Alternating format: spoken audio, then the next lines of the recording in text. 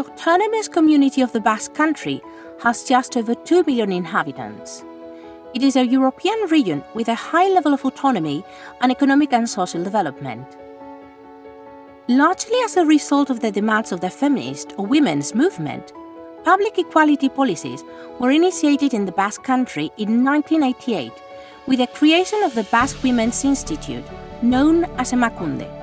During the 1990s, it was established that one of the major obstacles to further progress on equality was the lack of specific legislation that could give equality policies a mandatory, legally binding character.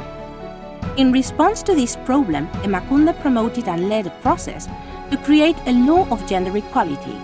After a period of consultation with civil society, and following an important process of discussion and negotiation with the public administrations involved, and with the various political groups, on the 18th of February 2005, the Basque Parliament, with a large majority, approved its first law of equality.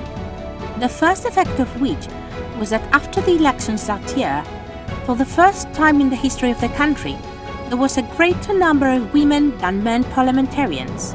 Quiero decirles que es para mí un honor, un privilegio, en nombre de este gobierno, presentar aquí la que sin duda es para mí la ley más importante que seguramente puede aprobar este Parlamento a lo largo de sus 25 años de existencia que próximamente vayamos a celebrar.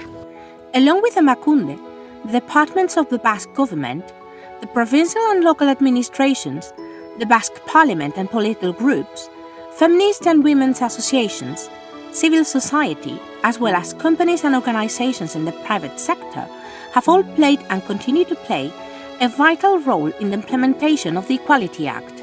Balioko du, hainbat herritarrek erakunde desberdinetatik, instituzioetatik egindako lan guztia berdintasunaren alde. Among other benefits, the implementation of the law has meant that there has been more than a twofold increase in the financial and human resources allocated by the government to the structures that promote equality, and that equality plans, coordination structures, and collaboration networks and staff employed with training in the field have increased markedly within the Basque administrations.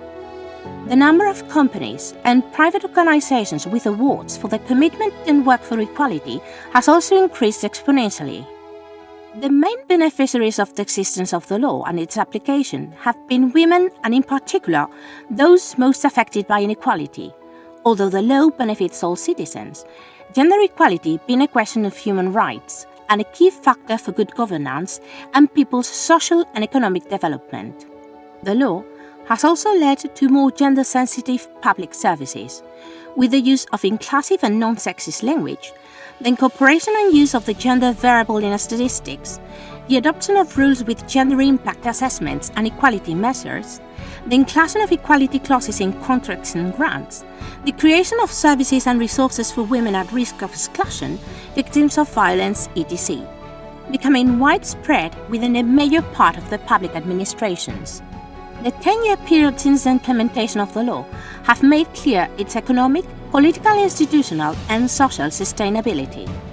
It has also demonstrated that the experiment carried out in the Basque Country can be transferred to other administrative levels, countries and regions, adapting it to their own specificities. The Equality Act and its implementation have meant an unquestionable advance on the road to the equality of women and men, and the resulting progress achieved is an incentive to continue along the still long road towards equality. Debemos de consolidar y blindar los logros alcanzados porque el riesgo de retroceso está ahí. También debemos de localizar nuevas herramientas innovadoras que nos permitan hacer frente a las resistencias al cambio. Y, por supuesto, debemos de continuar profundizando en la localización de alianzas, en el trabajo interinstitucional y en la participación ciudadana, fundamentalmente con el movimiento feminista y de mujeres.